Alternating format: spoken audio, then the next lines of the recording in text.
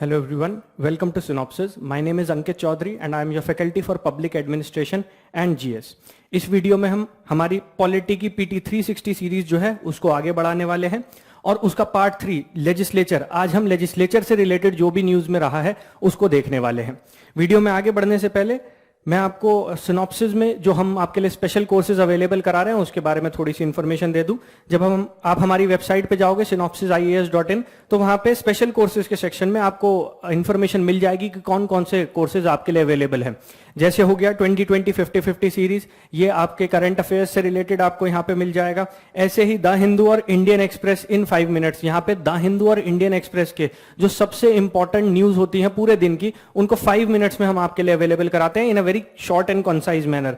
ऐसे ही हमारा MSGP प्रोग्राम है, मेन सीट गारंटीड प्रोग्राम, जहां पे हम प्रीवियस ईयर क्वेश्चन जो है उनको डिस्कस करते हैं और आपको समझाते हैं टिप्स एंड ट्रिक्स के थ्रू कि कैसे आप अपने प्रीलिम्स को आसानी से क्रैक कर सकते हैं। ऐसे ही मेंस इन 300 टॉपिक्स, जहां पे हम 300 टॉपिक्स में आपका पूरा जो मेंस का सिलेबस है उसको कवर करने की कोशिश करते हैं। तो if you want you can go to the website and check out these courses. तो चलिए अब देख लेते हैं लेजिस्लेचर से रिलेटेड कौन कौन सी इंपॉर्टेंट न्यूज रही हैं। तो सबसे पहले तो है anti defection law.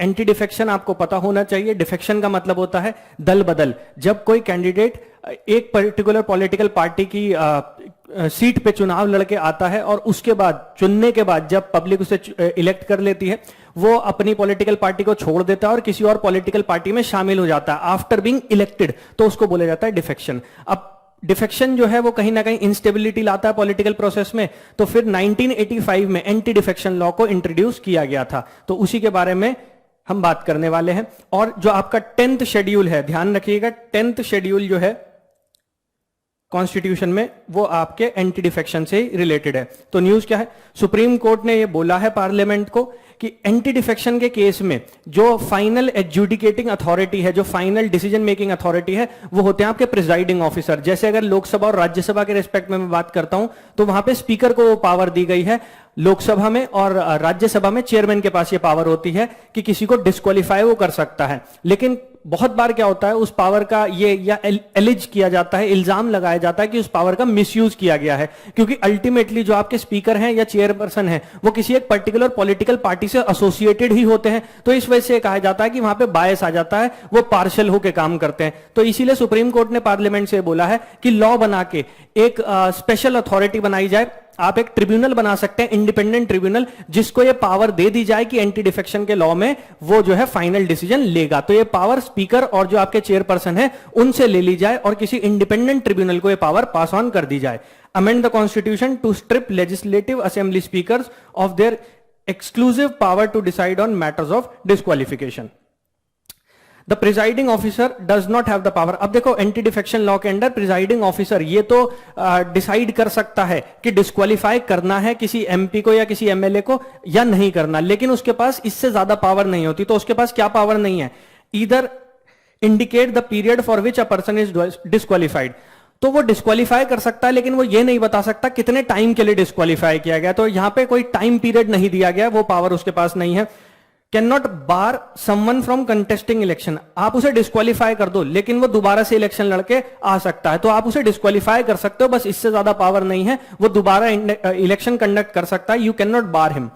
Decision of the presiding officer is subject to judicial review. अब देखो बहुत सारे ऐसे मामले होते थे जहां पे मैंने आपको बताया कि ये इल्जाम लगाया जाता था कि स्पीकर जो हो गए या चेयरपर्सन हो गए वो जो है बायस होकर काम कर रहे हैं, वो उन पे पार्टी पॉलिटिक्स जो है वो हावी हो गई है।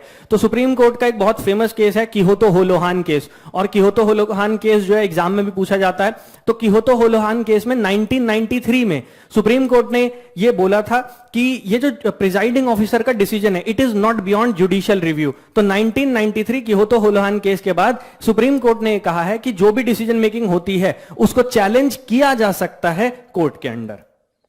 नेक्स्ट है लीडर ऑफ ऑपोजिशन। अब लीडर ऑफ ऑपोजिशन कौन होता है, जो आपकी पार्लियामेंट हो गई, लोकसभा राज्यसभा हो गई या फिर आपकी स्टेट लेजिस्लेचर हो गई, यहां पे एक तो लीडर ऑफ द हाउस होता है। जैसे अगर मैं लोकसभा के कॉन्टेक्स्ट में आपको समझाऊं तो प्राइम मिनिस्टर जो होते हैं ज्यादातर वो लीडर ऑफ द हाउस होते हैं, लेकिन कई बार क्या होता है प्राइम मिनिस्टर जो है वो राज्यसभा के मेंबर होंगे, तो उस केस में वो क्या करते हैं किसी और मिनिस्टर को लीडर ऑफ द हाउस जो है अपॉइंट कर देते हैं। तो एक तो हो गया लीडर ऑफ द हाउस, ये होते हैं leader of the party in power. और दूसरे होते हैं लीडर ऑफ ऑपोजिशन। तो जो आपकी ऑपोजिशन पार्टी है उसमें जो सिंगल लार्जेस्ट पार्टी होती है या सिंगल लार्जेस्ट ग्रुप जो होता है उसके लीडर को लीडर ऑफ ऑपोजिशन की पोस्ट ऑफर की जाती है। लीडर ऑफ ऑपोजिशन पहली बार जो इंडिया में बनाए गए थे वो बनाए गए थे 1969 में। इससे पहले कांग्रेस का ही बहुत डोमिनेशन हुआ करता था, तो कोई भी लीडर ऑफ ऑपोजिशन नहीं हुआ करता था। तो वो हो गए लीडर ऑफ ऑपोजिशन। अब लीडर ऑफ ऑपोजिशन बनता कौन है और कौन उसको बनाता है या कौन जो है रिकॉग्नाइज करता है? तो बेसिकली चेयरमैन होते हैं या स्पीकर होते हैं लोकसभा में, उनको यह पावर है कि वो रिकॉग्नाइज करेंगे। और लीडर ऑफ ऑपोजिशन बन कौन सकता है?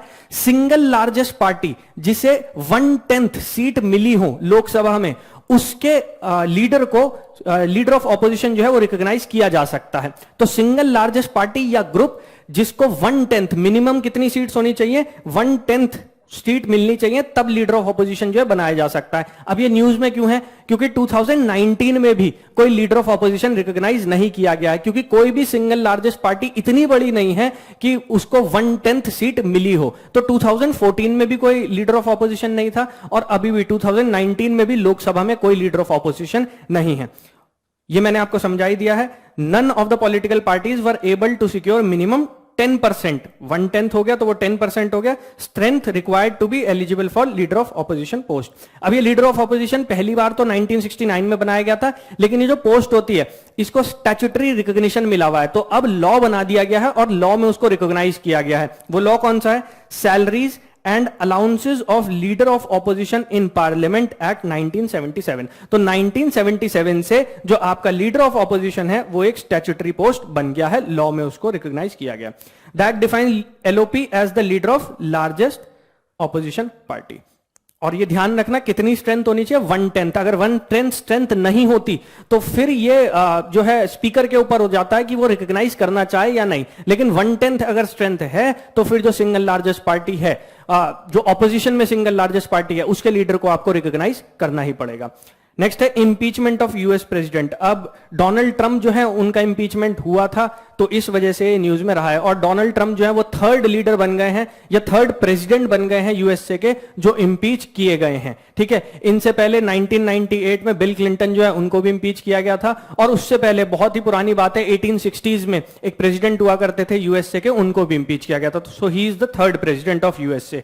अब देखो इंपीचमेंट प्रोसेस यूएस और इंडिया का जो है वो थोड़ा डिफर करता है। हालांकि इंडिया के कॉन्स्टिट्यूशन में ये जो इंपीचमेंट ऑफ प्रेसिडेंट का प्रोविजन है ये लिया हमने यूएसए से ही है, लेकिन हमारे में और यूएस में जो इंपीचमेंट के प्रोविजन है वो थोड़े डिफर करते हैं। हमारे यहां इंपीचमेंट का मतलब है प्रेसिडेंट को हटा ही दिया जाएगा, इनके यहां इंपीचमेंट का एग्जैक्टली ये मतलब नहीं निकलता। तो वो जो प्रोसेस है वो मैं आपको समझा देता हूं थोड़ा कंपैरेटिव एनालिसिस में।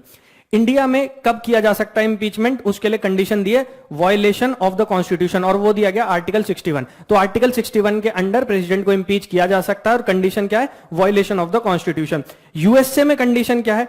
ट्रीजन, ब्राइबरी और अदर हाई क्राइम्स एंड मिसडिमीनर्स। तो वो जो कंडीशन है दोनों उनमें फर्क है। अब हमारे यहां जो इंपीचमेंट होता है वो किसी भी हाउस में इनिशिएट किया जा सकता है, लोकसभा में भी, राज्यसभा में, सो either house of the parliament. USA में जो इंपीचमेंट की प्रोसीडिंग स्टार्ट होगी वो होगी उनके house of the representative. House of the representative उनका लोअर हाउस है, जैसे हमारे यहां लोकसभा, तो उनका लोअर हाउस है। तो यूएसए की लोकसभा में हाउस ऑफ द रिप्रेजेंटेटिव जिसे कहते हैं वहीं पे इनिशिएट हो सकता है, हमारे यहां किसी भी हाउस में हो सकता है। It should be signed by 1/4 of the member. हमारे यहां जो है दोनों में से कोई भी हाउस जब उसे इनिशिएट करता है तो वो जो रेजोल्यूशन आएगा 1/4 ऑफ द मेंबर्स जो है उनके साइन उस पर होने चाहिए। ठीक है, plus impeachment resolution is passed by 2/3 majority. तो हमारे यहां जो भी हाउस उसको इनिशिएट कर रहा है वहां पे वो रेजोल्यूशन जो पास होना चाहिए वो 2/3 मेजोरिटी से होना चाहिए। बट इनके यहां हाउस ऑफ द रिप्रेजेंटेटिव में क्या होना चाहिए? ये जो रेजोल्यूशन आएगा it will be passed with a simple majority. ठीक है, तो सिंपल मेजोरिटी से पास हो जाएगा, हमारे यहां स्पेशल मेजोरिटी वाला दिया हुआ है।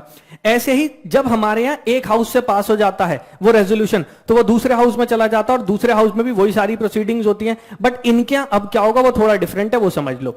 हमारे यहां उनके यहां हाउस ऑफ द रिप्रेजेंटेटिव में पहले रेजोल्यूशन आया, वो सिंपल मेजोरिटी से पास हुआ। अब सिंपल मेजोरिटी से पास होने के बाद वो जाएगा उनके अपर हाउस में, और उनका अपर हाउस कहलाता है सीनेट।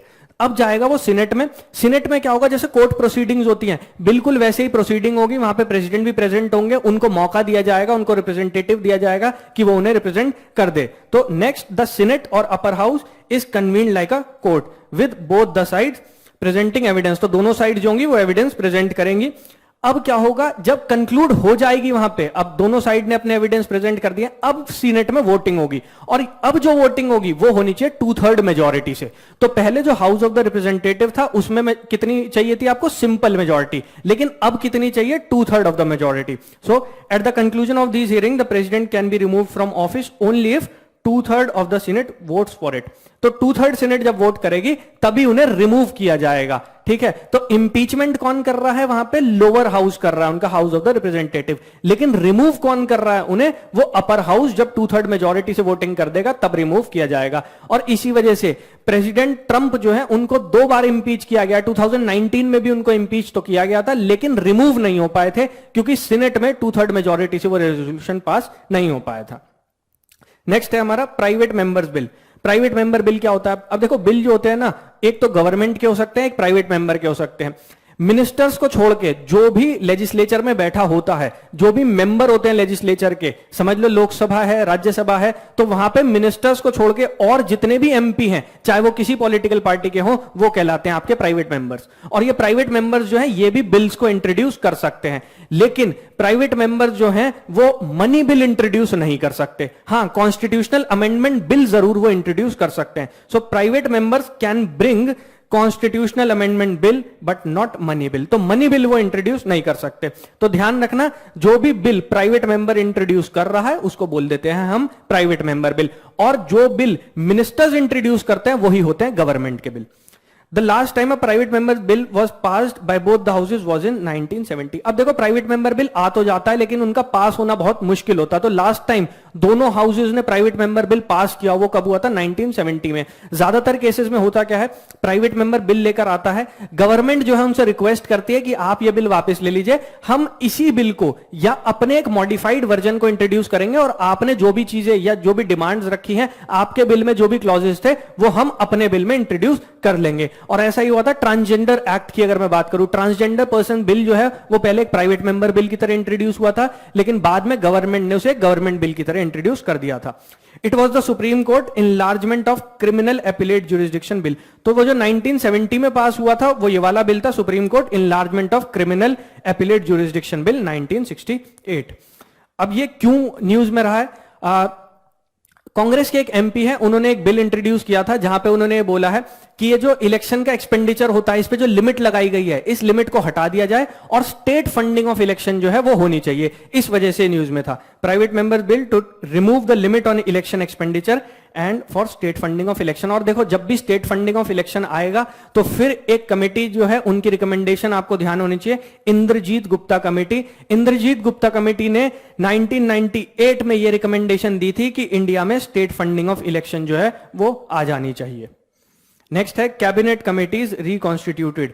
कैबिनेट कमिटीज, कैबिनेट जो है वो एक काफी बड़ी बॉडी हो जाती है। अब होता क्या है, कैबिनेट के ऊपर बहुत सारा वर्कलोड होता है, तो उस वर्कलोड को कम करने के लिए, उस वर्कलोड को डिवाइड करने के लिए, डिवीजन ऑफ वर्क के लिए बेसिकली कैबिनेट में कमिटीज बना दी जाती है। और जो कमिटीज होती हैं इनकी अगर आप स्ट्रेंथ देखोगे 3 से 8 मेंबर्स की होती हैं। तो कैबिनेट के ही जो मिनिस्टर्स होते हैं बेसिकली वही इन कमिटीज का पार्ट हो जाते हैं, और कुछ कमिटीज में जो आपके मिनिस्टर ऑफ स्टेट हैं उनको भी इन्वॉल्व कर लिया जाता है। अब होता क्या है, गवर्नमेंट जो है वो इन कमिटीज को रिकॉन्स्टिट्यूट कर सकती है टाइम के हिसाब से। जब गवर्नमेंट को लगता है कोई कमेटी की रिक्वायरमेंट खत्म हो गई है तो उसको डिसॉल्व भी कर सकते हैं और नई कमिटीज जो है वो बना भी सकते हैं। रिसेंटली ऐसा ही हुआ है।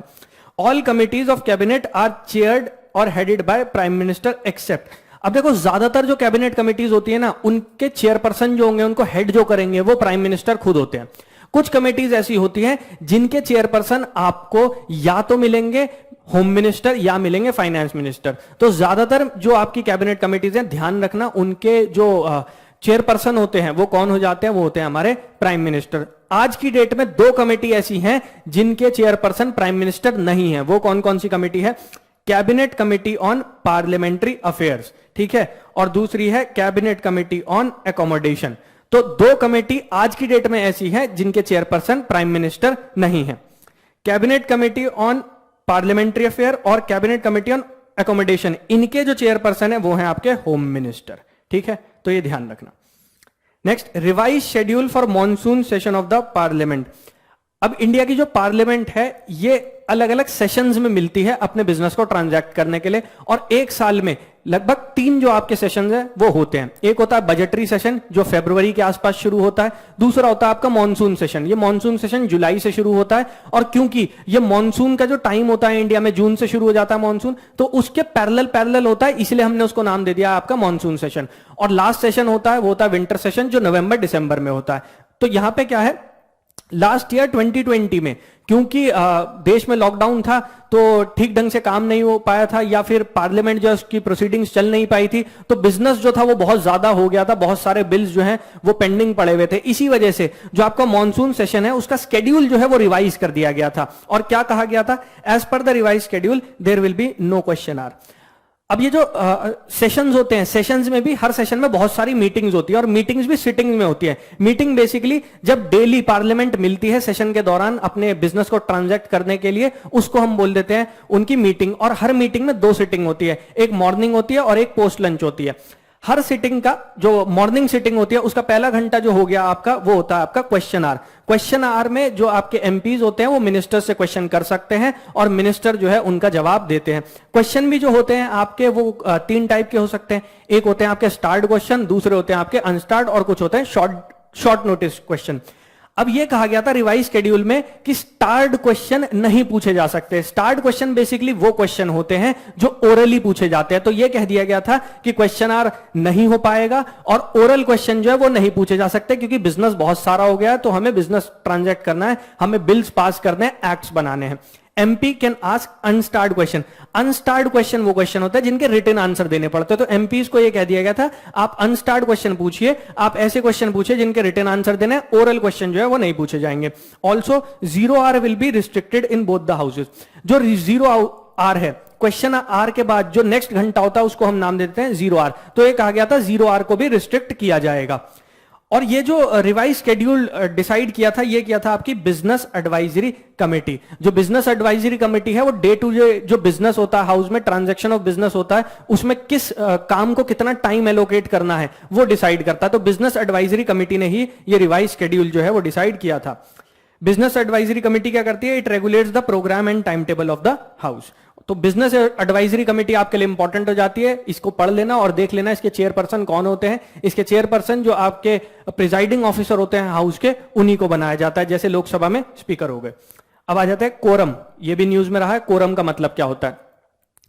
पार्लियामेंट में या लेजिस्लेचर में कोई भी अगर आपको बिजनेस ट्रांजैक्ट करना है, कोई भी मीटिंग कंडक्ट करनी है, तो उसके लिए मिनिमम नंबर ऑफ मेंबर्स चाहिए होते हैं, और वो मिनिमम नंबर ऑफ मेंबर होते हैं 1/10 of the strength of the house including the presiding officer. तो प्रिजाइडिंग ऑफिसर को मिला के जो पूरे हाउस की स्ट्रेंथ है उसका 1/10 प्रेजेंट होना चाहिए, तभी बिजनेस जो है वो कंडक्ट किया जा सकता है। उसको हम कोरम कहते हैं। तो कोरम इन पार्लियामेंट क्या है, it is 1/10 of the total number of members in each house including, ध्यान रखना इस वर्ड को, इंक्लूडिंग द प्रिजाइडिंग ऑफिसर। तो इतने मेंबर होंगे तभी बिजनेस जो है वो ट्रांजैक्ट किया जा सकता है। आर्टिकल 103 जो है कॉन्स्टिट्यूशन का, उसमें कोरम इन पार्लियामेंट के बारे में दिया हुआ है। अब कोरम इन कमिटीज, जो कमिटीज बनाई जाती है, पार्लियामेंट्री कमिटीज होती है, उनमें भी कोरम की जरूरत होती है। लेकिन वो कोरम की जो जरूरत होती है वो केवल तभी होती है जब वोटिंग की जा रही हो। यहां देख लो, quorum is essential only when committees are taking decision, कोई इंपॉर्टेंट डिसीजन लिया जा रहा हो या फिर कोई रिपोर्ट जो है उसको अडॉप्ट किया जा रहा हो। तो अदरवाइज कोरम की जरूरत नहीं है कमेटी में, लेकिन जब डिसीजन मेकिंग हो रही होगी, वोटिंग हो रही होगी, या फिर कोई जो रिपोर्ट है उसको अडॉप्ट किया जा रहा होगा, तब वो कोरम चाहिए। और वो कोरम कितना होना चाहिए, वो होना चाहिए 1/3 कमिटीज मेंबर्स। तो मतलब 1/3 जो मेंबरशिप है वो प्रेजेंट होनी चाहिए, तभी ये काम किया जा सकता है। तो इसको भी ध्यान रखना, हो सकता है एग्जाम में आपसे पूछ लें कि कमिटीज जो होती हैं उनमें कितना कोरम आपको चाहिए होता है। नेक्स्ट है 5th world conference on speakers of parliament. तो एक वर्ल्ड कॉन्फ्रेंस होती है ऑफ स्पीकर ऑफ पार्लियामेंट। ये जो ऑर्गेनाइज की जाती है, ये ऑर्गेनाइज करता है आपका आईपीयू। आईपीयू है आपका इंटर पार्लियामेंट्री यूनियन। तो बेसिकली ये वर्ल्ड कॉन्फ्रेंस है क्या, जितने भी कंट्रीज हैं उनमें जो पार्लियामेंट है उनका रिप्रेजेंटेटिव जो है वो इस कॉन्फ्रेंस में जो है हिस्सा लेता है। आईपीयू जो है इसे कंडक्ट करती है, और इसका बेसिक जो फंक्शन है या बेसिक मकसद जो है इसका वो ये है कि जितनी भी पार्लियामेंट्स हैं पूरी दुनिया में जो काम कर रही है उनमें आपस में कोऑर्डिनेशन एस्टैब्लिश करना और डेमोक्रेटिक फंक्शनिंग जो है उसको प्रमोट करना। तो ये वर्ल्ड कॉन्फ्रेंसेस जो होती हैं पार्लियामेंट की, इसका 5th एडिशन रिसेंटली ऑर्गेनाइज हुआ था और वो ऑर्गेनाइज किया था इंटर पार्लियामेंट्री यूनियन और पार्लियामेंट ऑफ ऑस्ट्रिया ने मिलके with the help of United nation. और ये जो था ये वर्चुअली ऑर्गेनाइज किया गया था क्योंकि 2020 में किया गया था, पूरी दुनिया में लॉकडाउन लगा था, तो इसी वजह से वर्चुअली उसे ऑर्गेनाइज किया गया था। अभी जो इंटर पार्लियामेंट्री यूनियन है ये बनाया गया था आपका 1889 में। So it was established in 1889 as an international organisation of parliaments. तो मैंने आपको बता दिया है जो पार्लियामेंट्स हैं उनके रिप्रेजेंटेटिव जो है वो यहां पे आके अपना पार्टिसिपेशन देते हैं। और इसका मेन मोटिव क्या है? To foster coordination among parliaments of all countries. तो जितनी भी कंट्रीज हैं जहां पे पार्लियामेंट है उनके बीच में आपस में कोऑर्डिनेशन एस्टैब्लिश करना और डेमोक्रेटिक फंक्शनिंग जो है उसको प्रमोट करना। नेक्स्ट है governors power to summon assembly session. अब देखो गवर्नर की पावर हर साल जो है न्यूज में रहती है क्योंकि कई बार क्या होता है उसका मिसयूज किया जाता है। तो ये जो है अपने आप में बहुत ज्यादा आप कह सकते हो बहुत ज्यादा प्रॉब्लमैटिक इशू बन जाता है, इस वजह से वो न्यूज में रहता है। अब गवर्नर्स पावर टू समन क्यों रहा है न्यूज में? रिसेंटली क्या हुआ था, राजस्थान में ये कहा गया था गवर्नर से कि हाउस को समन करना है। अब ये जो गवर्नर हाउस को समन करता है ये कौन से वाले आर्टिकल के अंडर दिया? आर्टिकल 174। तो आर्टिकल 174 के अंडर ये जो पावर दी गई है हाउस को समन करने की, वो पावर है गवर्नर के पास। लेकिन गवर्नर जो समन करता है हाउस को वो करता है on the recommendation of chief minister या फिर काउंसिल ऑफ मिनिस्टर। तो काउंसिल ऑफ मिनिस्टर जब उनसे कहते हैं हाउस को समन करने के लिए तो उन्हें हाउस को समन करना होता है। बट रिसेंटली राजस्थान में क्या हुआ था, वहां के जो गवर्नमेंट है वहां के जो सीएम है उन्होंने गवर्नर से कहा कि हाउस को समन किया जाए, बट उन्होंने समन करने से मना कर दिया। उन्होंने एक क्लॉज जो है वो साइट कर दिया कि 21 डे का नोटिस देना होता है, पहले आप मुझे वो दीजिए उसके बाद मैं उसको समन करूंगा। लेकिन ये अपने आप में कॉन्स्टिट्यूशनल क्राइसिस की तरफ लेकर जा रहा था स्टेट को। सुप्रीम कोर्ट ने ये बोला है कि अगर जो गवर्नमेंट चल रही है स्टेट में अगर वो मेजॉरिटी में है, अगर उसे हाउस में मेजॉरिटी मिली हुई है, वो कॉन्फिडेंस मिला हुआ है हाउस का, तो फिर गवर्नर को उनकी एड और एडवाइस पे ही काम करना और जब वो कहेंगे हाउस को समन करने के लिए गवर्नर को करना पड़ेगा। तो if chief minister enjoys majority governor has no discretion in the matter of summoning of the house, तो फिर उन्हें समन करना ही पड़ेगा। और सुप्रीम कोर्ट ने यह बात बोली थी 2016 में नबाम रेबिया केस है, अरुणाचल प्रदेश में कॉन्स्टिट्यूशनल क्राइसिस हो गया था, तो वहां पे उस केस के कॉन्टेक्स्ट में सुप्रीम कोर्ट ने कहा था कि अगर जो चीफ मिनिस्टर है गवर्नमेंट है उसको पावर मिली हुई है या उसको कॉन्फिडेंस मिला हुआ है, वो मेजॉरिटी में है, तो गवर्नर को उनकी एड और एडवाइस पे ही काम करना पड़ेगा। तो ये रिसेंटली क्यों था? क्योंकि राजस्थान के गवर्नर ने जो है मना कर दिया था, due to governor's refusal to summon a session as desired by council of minister. और मैंने आपको बता दिया कि उन्होंने क्या कहा था कि 21 डे का जो नोटिस है वो देना पड़ेगा। ये 21 डे नोटिस का रूल जो है बेसिकली लोकसभा लेकर आई थी और उसके बाद जो स्टेट्स हैं उन्होंने भी उसको अडॉप्ट कर लिया था।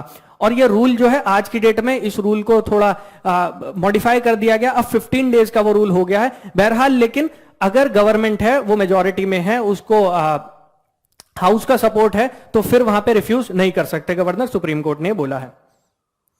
नेक्स्ट है पावर ऑफ लेफ्टिनेंट गवर्नर।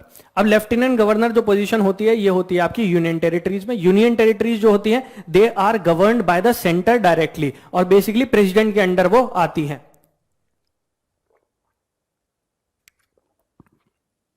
लेकिन प्रेसिडेंट उन्हें डायरेक्टली गवर्न नहीं करते, प्रेसिडेंट के रिप्रेजेंटेटिव प्रेसिडेंट के बिहाफ पे वहां पे एडमिनिस्ट्रेशन को कैरी आउट करते हैं।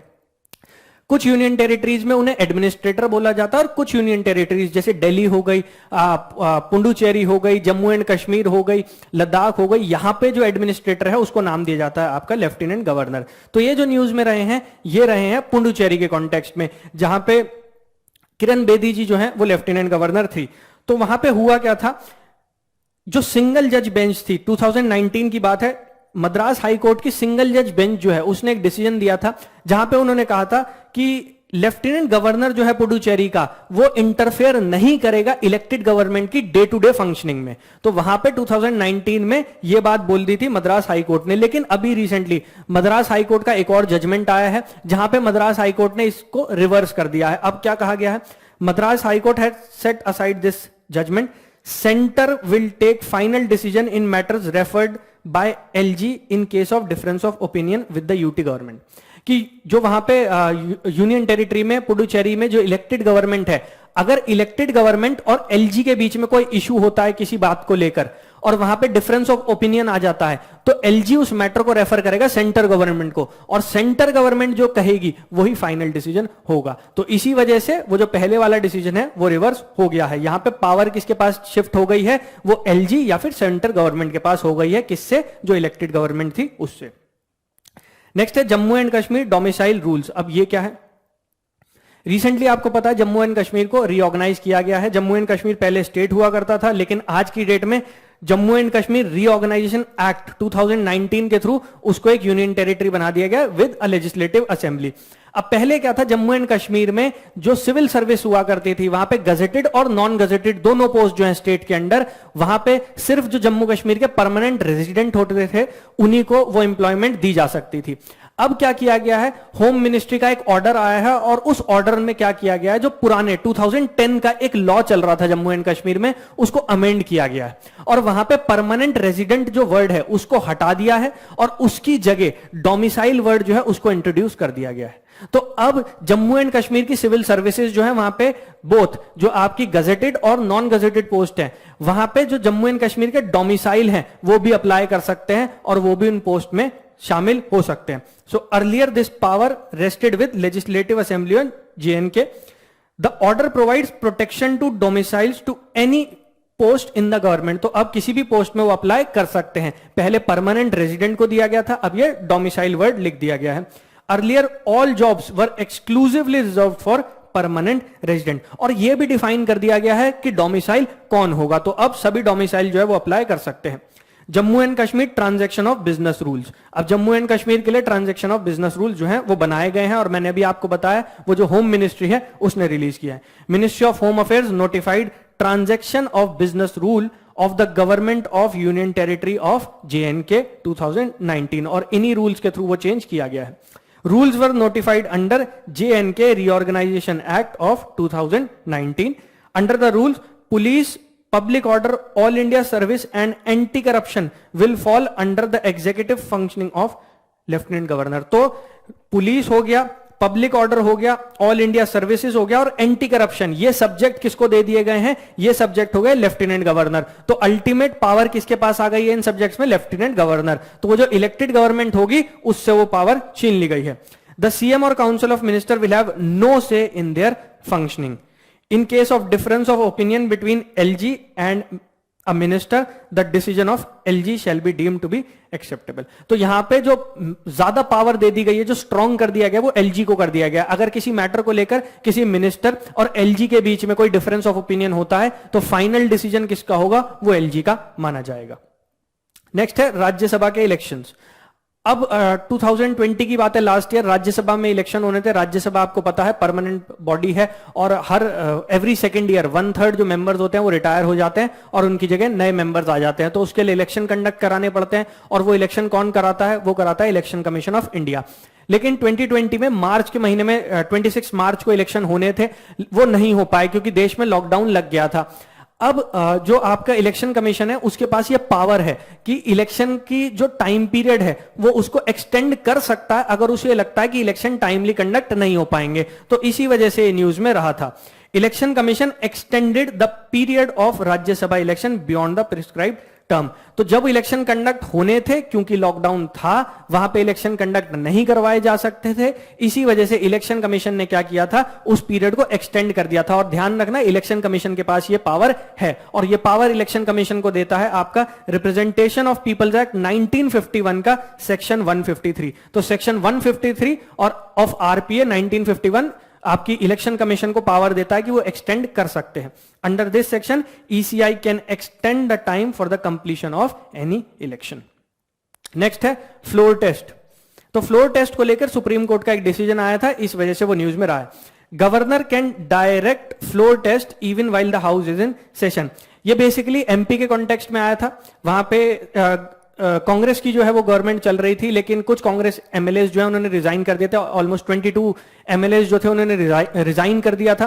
तो इसी वजह से जो गवर्नर थे उन्हें लगा कि जो गवर्नमेंट है वो माइनॉरिटी में आ गई है, उसका जो हाउस का कॉन्फिडेंस था उसके अंदर वो खत्म हो गया है, तो उन्होंने कहा था कि फ्लोर टेस्ट कंडक्ट कराया जाए। फ्लोर टेस्ट बेसिकली होता क्या है, जब गवर्नर या फिर अगर सेंटर के कॉन्टेक्स्ट में बात करूं प्रेसिडेंट हो गए, जब वो सरकार से बोलते हैं, गवर्नमेंट से बोलते हैं कि आप अपनी मेजॉरिटी प्रूव कीजिए हाउस के अंदर जाके, तो उसको बोला जाता है आपका फ्लोर टेस्ट। ठीक है, तो वहां पे एमपी के कॉन्टेक्स्ट में आया हुआ है। तो यहां पे सुप्रीम कोर्ट ने इस बात को माना है, सुप्रीम कोर्ट ने कहा है कि गवर्नर जो है, अगर सेशन चल भी रहा होगा आपके लेजिस्लेचर का, तो गवर्नर ये ऑर्डर कर सकता है गवर्नमेंट को कि वो अपना जो कॉन्फिडेंस ऑफ द हाउस है वो फ्लोर पे जाके प्रूव करे। A governor can call for a floor test any time he objectively feels a government in power has lost confidence of the house. तो अगर गवर्नर को लग रहा है कि जो गवर्नमेंट है वो माइनॉरिटी में आ गई है, जो हाउस का कॉन्फिडेंस है वो खत्म हो गया उस गवर्नमेंट में, तो वो ऑर्डर कर सकता है। अगर आपका सेशन चल रहा हो तब भी वो कर सकता है। However the call of trust vote is subject to judicial review. तो ये जो गवर्नर ऑर्डर देगा कि आप फ्लोर टेस्ट कंडक्ट करवाइए, ये जुडिशियल रिव्यू के अंडर आता है। तो सुप्रीम कोर्ट या हाई कोर्ट जो है वो उस बात को चेक कर सकती है। Governor need not wait for speaker's decision on the resignation of rebel MLAs. अब होता क्या है, एमएलए जो है वो रिजाइन दे देते हैं। जब वो रिजाइन दे देते हैं तो स्पीकर के पास वो पावर होती है कि रेजिग्नेशन जो है उसको एक्सेप्ट करना है नहीं करना है, डिफेक्शन के अंडर लाना है या नहीं लाना। तो वो क्या करते हैं, वो डिले करते हैं। तो यहां पे एक कह दिया गया है कि गवर्नर को वेट करने की जरूरत नहीं है, स्पीकर का जो डिसीजन होगा वो अपने आप आ जाएगा जिस टाइम आए, लेकिन आपको उसके लिए वेट करने की जरूरत नहीं है। अगर आपको लगता है कि हाँ जो गवर्नमेंट है वो माइनॉरिटी में आ गई है, हाउस का कॉन्फिडेंस में चला गया है, तो फिर वो क्या कर सकते हैं, वो ऑर्डर कर सकते हैं। नेक्स्ट है floor test, motion of confidence and no confidence motion. मैंने फ्लोर टेस्ट आपको बता ही दिया है कि फ्लोर टेस्ट का मतलब क्या होता है। फ्लोर टेस्ट क्या है, the governor can ask to prove majority in the house. तो गवर्नर जो होता है वो गवर्नमेंट से कह सकता है कि अपनी मेजॉरिटी प्रूव करो। जब गवर्नमेंट अपनी मेजॉरिटी प्रूव करने के लिए कोई मोशन लाती है तो उसको हम बोलते हैं मोशन ऑफ कॉन्फिडेंस। तो वहां पे गवर्नमेंट दिखा रही है कि हां मेरी मेजॉरिटी है इस टाइम लेजिस्लेचर में।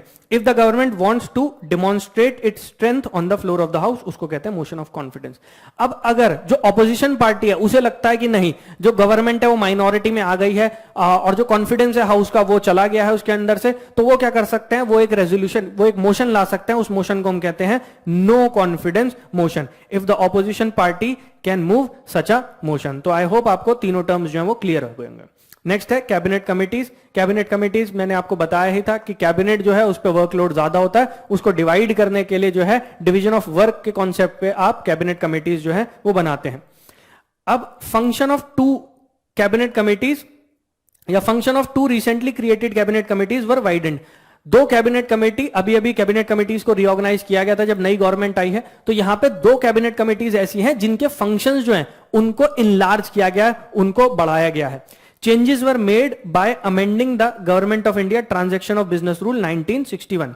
अब देखो हमारे कॉन्स्टिट्यूशन में एक आर्टिकल है, आर्टिकल नंबर 77, और आर्टिकल नंबर 77 ये कहता है जितने भी एग्जीक्यूटिव डिसीजन होंगे वो सारे प्रेसिडेंट के नाम में लिए जाएंगे, और प्रेसिडेंट जो है he can make rules for more convenient transaction of business. 77 clause number 3 में लिखा हुआ है। तो ये जो आपके ट्रांजैक्शन ऑफ बिजनेस रूल्स हैं ये एक्चुअली जो है उसी 77(3) को परस्यू करते हुए बनाए गए हैं। तो प्रेसिडेंट ने इन्हें बनाया है आपके ट्रांजैक्शन ऑफ बिजनेस रूल को। तो ट्रांजैक्शन ऑफ बिजनेस रूल के अंडर ही आपकी कैबिनेट कमिटीज फॉर्म की जाती हैं। इन्हीं जो रूल्स हैं इनमें चेंज लाया जाता है टाइम टू टाइम। तो वो दो कमिटीज कौन सी है जिनके फंक्शन को इनहेंस किया गया है, cabinet committee on investment and growth. तो इसमें क्या चेंजेस लाए गए हैं, इसका फंक्शन बेसिकली होता है to identify key projects required to be implemented on time bound manner, कि ऐसे प्रोजेक्ट्स को आइडेंटिफाई करना है जिनको टाइम बाउंड मैनर में आपको कंप्लीट करना ही है। Recently ₹1000 crore limit is removed. तो अभी तक क्या था, ये सिर्फ 1000 करोड़ तक के जो प्रोजेक्ट हैं उन्हीं को आइडेंटिफाई करते थे, लेकिन अब वो जो लिमिट है 1000 करोड़ की उसको हटा दिया गया है। It also include sector specific reform. तो सेक्टर स्पेसिफिक रिफॉर्म्स जो हैं वो भी ये सजेस्ट करती हैं। नेक्स्ट है आपकी cabinet committee on employment and skill generation. अब इसका फंक्शन क्या है, to look at policies, programmes and schemes for skill development and increasing employability. तो ये इसका मैंडेट है। अब क्या किया गया है, measures to increase workforce participation. तो इस फंक्शन के अलावा अब इसको एक और मैंडेट दे दिया गया, एक और काम दे दिया गया, वो क्या है, इंक्रीजिंग वर्कफोर्स पार्टिसिपेशन। तो वर्कफोर्स में जो हमारे यहाँ लोग हैं उनके पार्टिसिपेशन को बढ़ाना है, मतलब इंप्लॉयबिलिटी ज्यादा जनरेट करनी है, उससे रिलेटेड रिस्पॉन्सिबिलिटी इस कमेटी को दे दी गई है। नेक्स्ट है आपका विप। अब बेसिकली विप होता क्या है? विप जो है एक पोजीशन है, हर पॉलिटिकल पार्टी के पास एक विप होता है। विप जो होता है वो असिस्टेंट फ्लोर मैनेजर की तरह काम करता है। ये बेसिकली ये देखता है कि जो भी पॉलिटिकल पार्टी डिसीजन ले रही है वो जितने भी मेंबर्स हैं पॉलिटिकल पार्टी के वो मान रहे हो। अगर कभी वोटिंग होनी है किसी बिल के फेवर में तो यहां पे क्या है, वो पॉलिटिकल पार्टी जो है अपने सारे मेंबर्स को कहेगी कि आपको प्रेजेंट रहना है। तो यहां पे बेसिकली ये सब कुछ देखना, फ्लोर को मैनेज करने की रिस्पॉन्सिबिलिटी जो है वो विप की होती है। A whip is appointed by political party to serve as an assistant floor manager. तो हर पॉलिटिकल पार्टी जो है उसका एक विप होता है। ये बेसिकली एक पोजीशन है जो मैनेज करती है पॉलिटिकल पार्टी और उसकी फंक्शनिंग को on the floor of the house. अब फंक्शन क्या क्या होते हैं विप के? To ensure attendance of his party members. अगर कभी वोटिंग होनी है तो वो इंश्योर करता है कि सारे पार्टी मेंबर्स वहां पे प्रेजेंट हो और जैसे पार्टी लाइन पे वोट करनी है वो उसी पार्टी लाइन पे वोट करें। To regulate and monitor their behaviour in the parliament. तो वो उनके बिहेवियर को देखता है, उनके कंडक्ट को देखता है कि पार्टी ने या पार्टी में जो इंस्ट्रक्शंस दी गई थी क्या उसके अकॉर्डिंग ही मेंबर्स का कंडक्ट है या नहीं है। To communicate the decision of the party leader to the member. Party leader ने जो भी डिसीजन लिया है वो कम्युनिकेट करना है जितने भी मेंबर्स हैं उन सबको, ये उसकी फंक्शनिंग होती है। The members are suppose to follow the directives given by the whip. और जो विप कह देगा आपको उसको मानना पड़ेगा। अगर नहीं माना जाता तो फिर डिसिप्लिनरी प्रोसीडिंग जो है वो मेंबर के ऊपर चलाई जा सकती है। Whip is not mentioned in the constitution of India. ये ध्यान रखना, विप जो है इस ना तो इस पोजीशन का कॉन्स्टिट्यूशन ऑफ इंडिया में कहीं जिक्र है, ना ही आपके जो रूल्स ऑफ बिजनेस है उसमें है। ये सिर्फ पार्लियामेंट्री कन्वेंशन जो होती है, जिन्हें हम कहते हैं प्रथाएं जो चली आ रही हैं, बेसिकली उनके थ्रू बनाया गया। It is based on convention of parliamentary government. तो ध्यान रखना वो मेंशन नहीं है कॉन्स्टिट्यूशन में, तो वो कॉन्स्टिट्यूशनल पोजीशन नहीं है, ना ही वो रूल्स ऑफ बिजनेस में कहीं दिया हुआ है। अब ऐसे ही हर पॉलिटिकल पार्टी है उसकी विप होती है, और ना सिर्फ पार्लियामेंट में जो आपकी लेजिस्लेटिव असेंबलीज है वहां पे भी विप का ऑफिस होता है। अब एक ऑल इंडिया विप कॉन्फ्रेंस जो है वो ऑर्गेनाइज की जाती है। ऑल इंडिया विप कॉन्फ्रेंस, इसमें जितने भी विप्स होते हैं पूरी थ्रू आउट द कंट्री वो सब आते हैं, पार्टिसिपेट करते हैं। और ये कंडक्ट कौन कराता है इस कॉन्फ्रेंस को? वो है पार्लियामेंट्री अफेयर्स मिनिस्ट्री। तो ये ध्यान रखना, ये इंपॉर्टेंट है कि ऑल इंडिया विप कॉन्फ्रेंस कौन ऑर्गेनाइज कराता है? Parliamentary affairs ministry. अब विप को लेके कई बार जो है न्यूज में भी रहता है, ये भी अपने आप में अगर आप देखोगे तो एक डिस्प्यूटेबल इशू है। यहां पे होता क्या है, विप जो इशू कर दिया जाता है, जो भी वो डायरेक्टिव इशू कर देगा, उसके बाद पार्टी मेंबर्स जो है उसको पार्टी लाइन टो करनी पड़ेगी। पार्टी ने जो कह दिया वैसा ही बोलना पड़ेगा, पार्टी ने जहां वोट करने को कहा वही करना पड़ेगा। अगर वो नहीं करते तो फिर उनके ऊपर डिसिप्लिनरी प्रोसीडिंग्स जो है वो चलाई जा सकती है। तो यहां पे ये माना जाता है कि कहीं ना कहीं जो मेंबर्स हैं उनकी फ्रीडम ऑफ स्पीच और expression with in the house वो आप कर्ब कर रहे हो, तो वही इशू है। It curtails individual members point of view as they are bound by the party line. तो वहां पे क्या, पार्टी लाइन पे ही काम करना पड़ेगा। तो वहां पे उनका जो अपना इंडिविजुअल व्यू पॉइंट है, उनकी फ्रीडम ऑफ स्पीच और expression with in the house कहीं ना कहीं वो कर्ब हो जाती है। So it hampers democracy. और ये थोड़ा मेन स्पेसिफिक है, मेंस में इस पे पूछा जा सकता है, तो आप थोड़ा इसके बारे में डिटेल में पढ़ लीजिएगा। नेक्स्ट है प्रायर सैंक्शन। अब प्रायर सैंक्शन से मतलब क्या है? जो हमारे यहाँ सिविल सर्वेंट्स हैं, सिविल सर्वेंट जो डिसीजन मेकिंग करते हैं, कई बार क्या होता है वो डिसीजन मेकिंग गलत भी हो सकती है उनसे। अब समझ लो आज की कंडीशन देख के कोई डिसीजन लिया है, कोई जो रिसोर्सेज हैं वो एलोकेट की हैं, कहीं पैसा जो है वो अलॉट किया है किसी प्रोग्राम में, लेकिन आगे चल के पता चलता है कि वो जो डिसीजन था वो गलत हो जाता है। या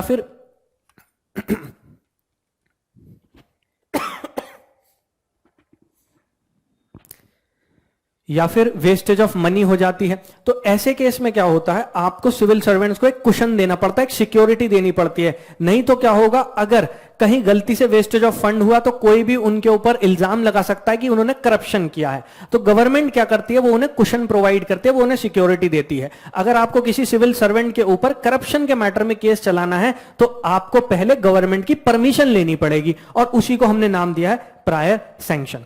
तो it is mandated to protect public servants from legal harassment for their public action. तो ये प्रोटेक्ट करता है पब्लिक सर्वेंट को कि वहां पे लीगल हैरेसमेंट जो है उसका वो ना हो सके। गवर्नमेंट व्यू और prior sanction, it will protect honest officers from false allegation. तो यहां पे क्या है, गवर्नमेंट क्या मानती है कि जो ऑनेस्ट ऑफिसर्स है उनको प्रोटेक्ट करने के लिए जो प्रायर सैंक्शन है वो क्लॉज जो है वो जरूरी होता है। अब करंट लीगल सैंक्शन क्या है, कहां पे लिखा हुआ है प्रायर सैंक्शन के बारे में, तो प्रिवेंशन ऑफ करप्शन एक्ट जो है उसके सेक्शन 19 में दिया हुआ है आपके प्रायर सैंक्शन के बारे में। नेक्स्ट है AFSPA, armed forces special powers act, AFSPA 1958। अब आफ्स्पा क्या है, आफ्स्पा बेसिकली एक लॉ है जो आपकी आर्म्ड फोर्सेस को एक्स्ट्रॉर्डिनरी पावर्स दे देता है। जो भी डिस्टर्ब्ड एरियाज होते हैं वहां पे आफ्स्पा को लगाया जाता है और उसकी वजह से जो आर्म्ड फोर्सेस है उनके पास बहुत ज्यादा पावर्स आ जाती हैं। अब ये डिस्टर्ब्ड एरिया कौन डिसाइड करेगा और कौन से होते हैं, तो आफ्स्पा एक्ट के अंडर यह बताया गया है कि सेंटर गवर्नमेंट या फिर गवर्नर जो होते हैं स्टेट में वो बताएंगे कि कौन से वाले एरिया डिस्टर्ब्ड एरिया है, और जो भी डिस्टर्ब्ड एरिया होंगे उनमें आफ्स्पा जो है वो अप्लाई होगा। So it can be applied only in disturbed areas. The central government और the governor can declare the territory as disturbed area. अब ये एक्स्ट्रॉर्डिनरी पावर जो होती है वो किस टाइप की होती है ये भी देख लेते हैं। पावर्स ऑफ आफ्स्पा, मतलब पावर्स जो दी जाती हैं आपकी आर्म फोर्सेस को, killing anyone acting in contravention of the law. अगर कोई भी लॉ को ब्रेक कर रहा है तो आर्म फोर्सेस के पास इतनी पावर होती है कि वो उसे मार भी सकते हैं, ठीक है। Arrest and search any premise without a warrant, तो वारंट के बिना कोई भी सर्च कंडक्ट की जा सकती है, कोई भी अरेस्ट किया जा सकता है। Provide cover two forces from prosecution, यहां पे अगर कोई एनकाउंटर हो गया, किसी को मार दिया भी गया है, तो उसके मतलब जिन्होंने मारा है जो ऑफिसर हैं आप उनके अंडर उनके ऊपर जो है वो केस नहीं चला सकते अंडर आफ्स्पा। तो आफ्स्पा क्या है, उन्हें एक्स्ट्रॉर्डिनरी प्रोटेक्शन भी प्रोवाइड कर रहा है। हालांकि सुप्रीम कोर्ट ने अब ये बोल दिया है कि डिस्टर्ब्ड एरिया में जितने भी इनकाउंटर हुए हैं उन सबकी थॉरो जो है जुडिशियल इंक्वायरी होनी चाहिए। तो अब जो है सुप्रीम कोर्ट के ऑर्डर के अंडर तो केस चलाए जा सकते हैं, बट अभी भी वो एक्स्ट्रॉर्डिनरी पावर जो है वो एक्ट में लिखी हुई है। Legal suits without central government sanction, तो सेंट्रल गवर्नमेंट की परमिशन के बिना, सैंक्शन के बिना आप उनके ऊपर कोई भी केस नहीं चला सकते। Section 3 of AFSPA, it can be implemented in places where the use of armed forces in aid of civil power is necessary. तो ऐसे एरिया जहां पे सिविलियन एडमिनिस्ट्रेशन जो है वो लॉ एंड ऑर्डर को नहीं कंट्रोल कर पा रहा, तो वहां पे जो है आफ्स्पा लगाया जा सकता है और वहां पे जो आपकी आर्म्ड फोर्सेस है उनकी हेल्प प्रोवाइड करवाई जा सकती है सिविल एडमिनिस्ट्रेशन को। ये कहता है आपका सेक्शन 3 ऑफ आफ्स्पा। अब कौन कौन से स्टेट या यूनियन टेरिटरीज ऐसी हैं जहां पे आफ्स्पा आज की डेट में जो है वो लगाया हुआ है, तो वो है आसाम हो गया, नागालैंड हो गया, मणिपुर हो गया, अरुणाचल प्रदेश हो गया और union territory of Jammu and Kashmir. तो इन एरियाज में आज की डेट में आफ्स्पा जो है वो लगा हुआ है। नेक्स्ट है आपका council for advancement of people's action and rural technology. ये जो है ये बेसिकली गवर्नमेंट जो है उसकी एक बॉडी है, मिनिस्ट्री ऑफ रूरल डेवलपमेंट जो है उसके अंडर ये फंक्शन करती है और ये एक लिंक की तरह काम करती है। गवर्नमेंट और एनजीओज जो हैं उनके बीच में एक लिंक की तरह काम करती है। इसका बेसिक फंक्शन है जो आपके रूरल एरियाज हैं, जो गांव के इलाके हैं, वहां पे डेवलपमेंट कराना, वहां पे टेक्नोलॉजिकल डेवलपमेंट को लेकर आना।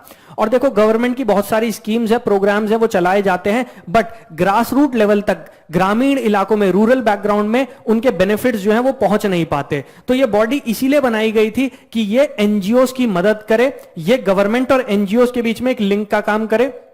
ये एनजीओ को फाइनेंशियल हेल्प भी करती है, टेक्निकल ट्रेनिंग भी प्रोवाइड करती है और उसके थ्रू ये एनजीओ की हेल्प लेती है कि गवर्नमेंट की स्कीम्स जो है, गवर्नमेंट के प्रोग्राम्स जो है वो रूरल बैकग्राउंड, रूरल एरियाज तक पहुंचाए जा सके। So it is launch for sustainable development of rural areas और ये अभी से नहीं है, ये 1986 से ही फंक्शन कर रही है। It is an autonomous body registered under societies registration act 1860।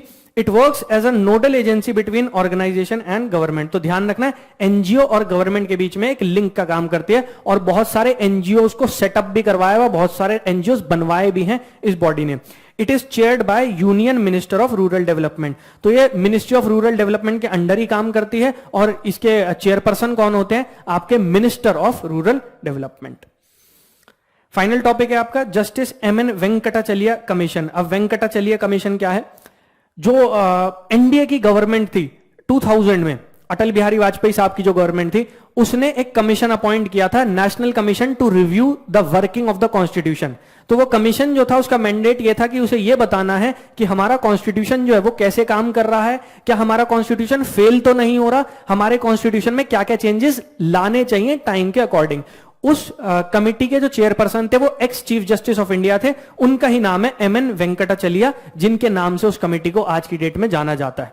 So chairman of national commission to review the working of the constitution, he was a retired chief justice of India. और national commission to review the working of the constitution ये setup किसने की थी? ये NDA की government ने setup की थी इन द ईयर 2000। और एक चीज और इंपॉर्टेंट है, इसके बारे में ध्यान रखना, इनके जो रेफरेंस दिया जाता है वहां पे इनसे यह भी कहा गया था कि आप ये बताइए क्या इंडिया में पार्लियामेंट्री फॉर्म ऑफ गवर्नमेंट को खत्म करके हमें प्रेसिडेंशियल फॉर्म ऑफ गवर्नमेंट लानी चाहिए। बट वेंकटाचलिया कमीशन ने कहा था कि नहीं, पार्लियामेंट्री फंक्शनिंग अच्छी चल रही है, हमारे यहाँ parliamentary form of government he required है और वो अच्छे से फंक्शन भी कर रही है। हाँ, उसमें कुछ चेंजेस आ सकते हैं, बट हमारे यहाँ प्रेसिडेंशियल फॉर्म ऑफ गवर्नमेंट की हमें जरूरत नहीं है। ऑलराइट, तो यहां पे ये लेक्चर खत्म होता है। Thank you for watching the video. आपको अगर फ्री पीडीएफ चाहिए हो इस लेक्चर की तो आप synopsisias.in की वेबसाइट पे जा सकते हैं, वहां पे आपको फ्री पीडीएफ अवेलेबल हो जाएगी। और सिर्फ इसी कोर्स से नहीं, और भी जो कोर्सेज हैं उनकी भी पीडीएफ आपको वहां पे मिल जाएगी। अगर आपको फ्री में हार्ड कॉपी चाहिए तो फिर आप हमारे करोल बाग का जो हेड ऑफिस है वहां पे विजिट कर सकते हैं। अप्सरा आर्केड के सेकंड फ्लोर पे हमारा हेड ऑफिस है। और you can give us a call at this number for further queries. Thank you.